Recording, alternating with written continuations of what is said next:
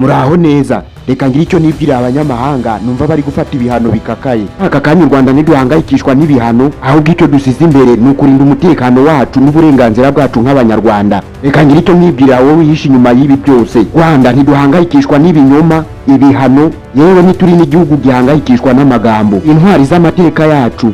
Ikindi kandi turabarwanya urugamba rwo kwigira kw'icyo mugomba kumenya, iyo uhanganye n'ukuri ibinyoma biravuka, ariko nibitinda ukuri guhora gutsinda. Koreka mbabazi, abavuga u Rwanda nabi ni ukubera iki gihugu cyacu cyabateye ubwoba. Gukomera kwacu byarabateye ubwoba, ubwo natwe tuzakomeza gukomera. Nimba gutera imbere kwacu bibabangamira, ubwo nyine nimwihangane. Cyo twahisemo n'iterambere si ibibazo. Saba abanyarwanda bari kunyumva aka kanya, yaba bari hanze muri diaspora cyangwa se bari imbere mu gihugu, dufatanye twiyubakira igihugu cyacu turinda n'umutekano wacyo, kandi ntidukomeje guteshwa umurongo n'abavuga ayo mateshwa. Abo babyishe inyuma bose icyo bagomba kumenya muri aka kanya, u Rwanda ni igihugu cy'imbaraga kandi cy'icyerekezo. Rero twe ntiturwana n'ibinyoma kuko bitahangara ukuri.